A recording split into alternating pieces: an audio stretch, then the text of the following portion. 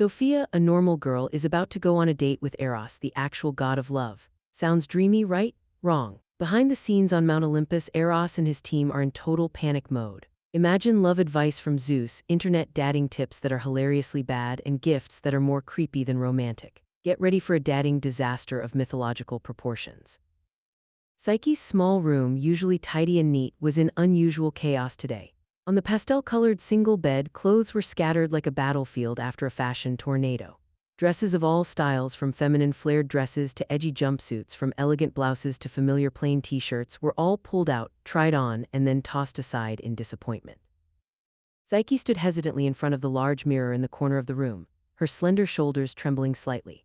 Her full lips, usually bright and cheerful, were now pressed into a tight line, clearly showing the tension and worry gnawing at her. Her large hazel eyes, usually sparkling and playful, now reflected confusion and uncertainty. Her long, curved eyelashes fluttered gently, reflecting the soft yellow light from the bedside lamp on the dressing table. Here it was, the day Psyche had both looked forward to and dreaded had finally arrived. The first date, not with just any ordinary guy, but with Eros, the god of love. Just the name alone was enough to make any girl's heart race, let alone a young woman in love like Psyche. Excitement, anticipation, longing, all these emotions mixed together, creating a potent cocktail of feelings that made Psyche both lightheaded with happiness and apprehensive with worry. But looking at herself in the mirror, Psyche only saw a familiar, even boring figure. The plain white t-shirt, seemingly simple, was actually Psyche's go-to item, her companion through many hot summers and cold winters. The faded jeans, soft and comfortable, had traveled with her on every street in the city. The white sneakers, worn at the heels, were still her trusted partner in all her daily activities. This safe outfit, though modest and comfortable, made Psyche feel bland, lacking in presence, especially for such an important date. "Are you planning to go hiking?" Chloe's sharp, slightly sarcastic voice rang out, breaking the silence in the room. Psyche startled and turned around, meeting the scrutinizing gaze of her best friend. Chloe, with her rebellious platinum blonde highlights, a tight leopard print dress showing off her curves, and chunky high-heeled boots, was always the fashion icon of their group of friends. Standing next to Chloe, Phoebe looked a bit gentler, but her fashion sense was no less striking. Today, Phoebe was wearing a vibrant floral maxi dress with a soft pastel cardigan, her curly hair adorned with a delicate floral headband. "Dating the god of love in that?" Chloe continued to tease, showing no mercy. "I thought you'd transform into a shooting star, sparkling and dazzling."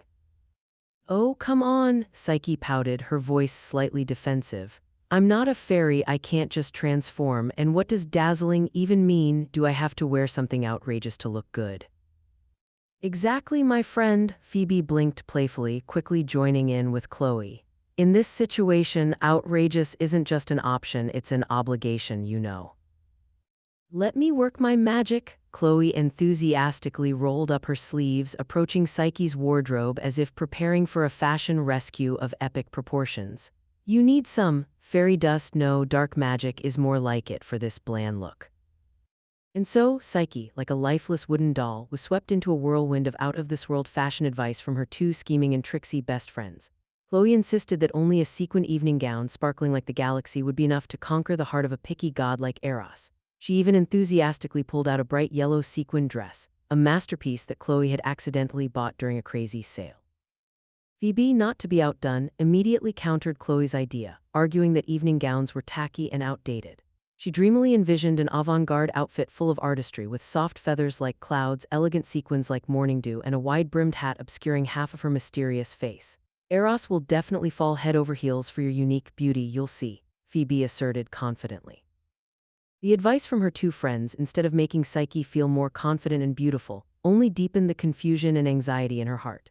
Psyche felt like she was lost in a fashion maze with no way out, with rules and standards she couldn't possibly understand. Finally, after a struggle with the chaotic pile of clothes and the sky-high advice, Psyche decided to comfort herself with familiarity.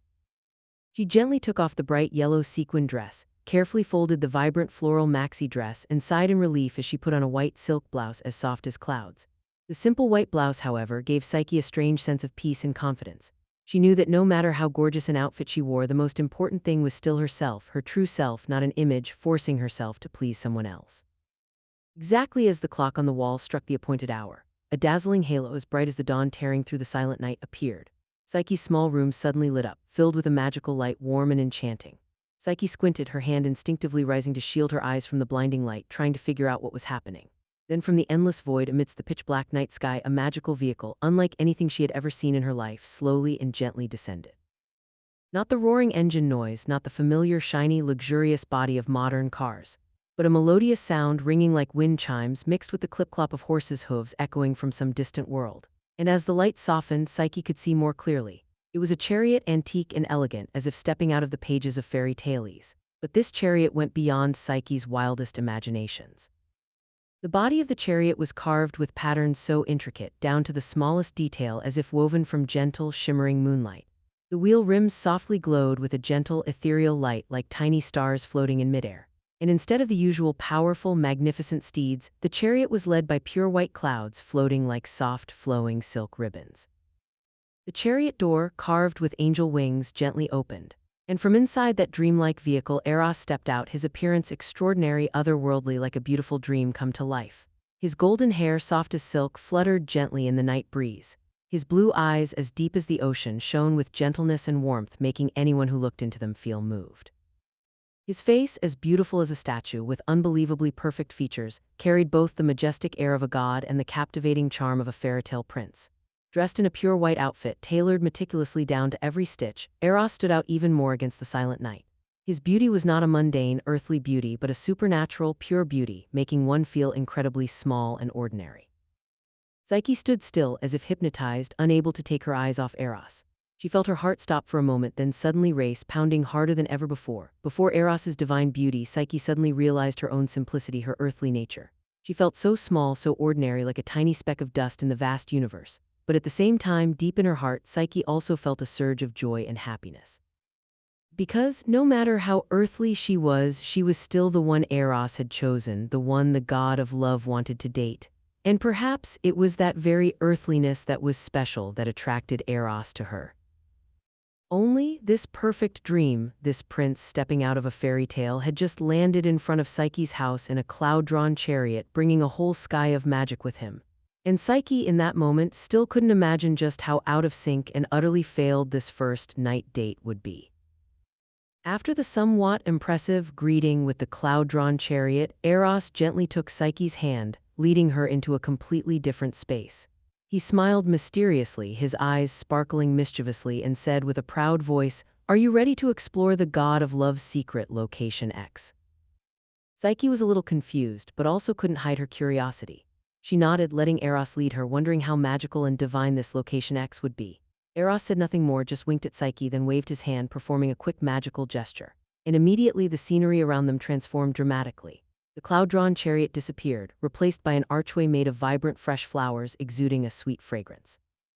Eros politely invited Psyche to step through the archway, and as soon as she stepped in, a new world opened up before her eyes.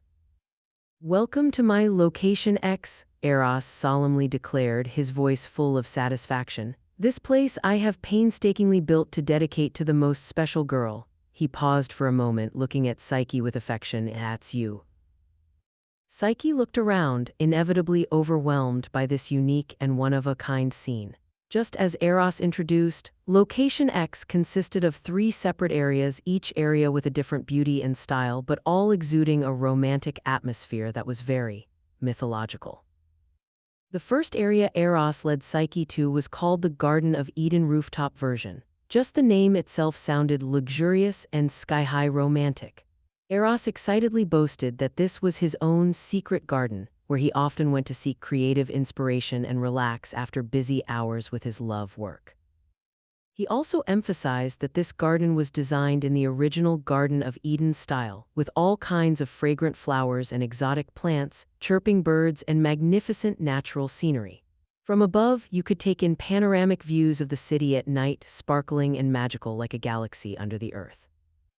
Psyche stepped into the garden and had to admit that Eros wasn't bragging at all.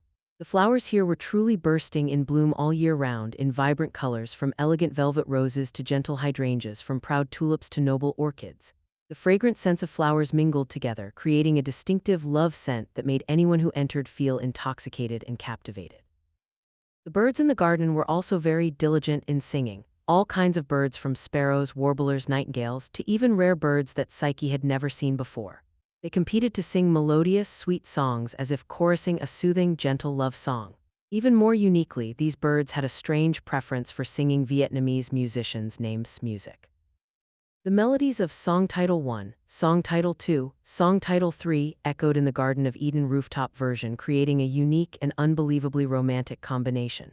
And just as Eros said from the garden, Psyche could see the entire city at night. The sparkling, magical electric lights stretched out endlessly, creating a beautiful million-dollar painting. The scenery of the Garden of Eden rooftop version was indeed very romantic and impressive. But when Psyche looked closer, she noticed an awkward detail that made this romantic scene become out of sync in a humorous way. This Garden of Eden, with fragrant flowers and exotic plants, chirping birds, and million-dollar city views, was actually located on the rooftop parking lot of a building.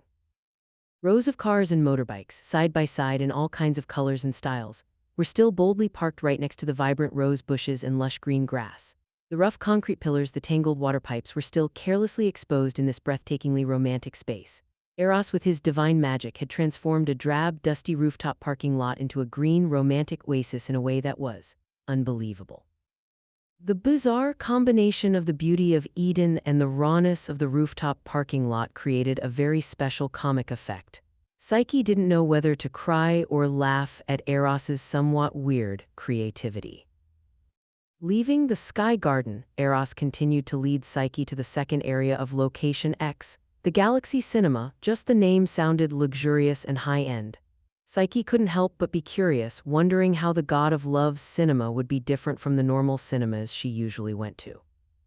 And when Eros opened the magical door leading into the Galaxy Cinema, Psyche was completely stunned. The space inside the cinema was much larger than it appeared from the outside. The high ceiling was decorated with thousands of sparkling stars, creating the feeling of being lost in an endless galaxy. The giant, curved movie screen, taking up almost the entire front wall, promised a top-notch visual experience. The immersive surround sound system, with a series of bombastic speakers placed everywhere, ensured that the sound would envelop all the senses of the audience. The leather seats were soft, spacious, and reclining, creating maximum comfort for viewers. The cinema space was bathed in a magical, soothing blue color, combined with the sparkling light of the stars on the ceiling, creating an atmosphere that was both luxurious, romantic, and mysterious.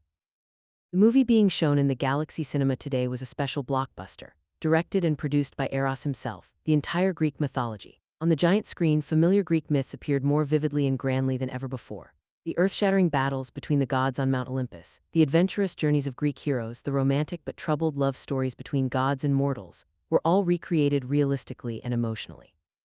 The cinema's 4D effects were also fully utilized, making the audience feel like they were actually invading the mythological world. The seats shook violently every time there was an earthquake or volcanic eruption. Wind blew fiercely every time Zeus threw lightning. Water splashed everywhere every time Poseidon got angry. Psyche even smelled a faint scent of roses when Aphrodite appeared on screen. These 4D effects, although very impressive and realistic, were sometimes a bit over the top, making Psyche feel a little uncomfortable and tired. The seat shaking like crazy throughout the movie made her feel like she was sitting on a massage chair rather than a cinema seat. Snacks and drinks in the Galaxy Cinema were also divine and high-end. Instead of ordinary popcorn and soda, Eros had prepared a special combo for Psyche, popcorn flavored with ambrosia, food of the gods, and nectar, drink of the gods. Just hearing the name sounded delicious and exquisite. But when Psyche tasted the ambrosia popcorn, she realized that not everything divine tasted good.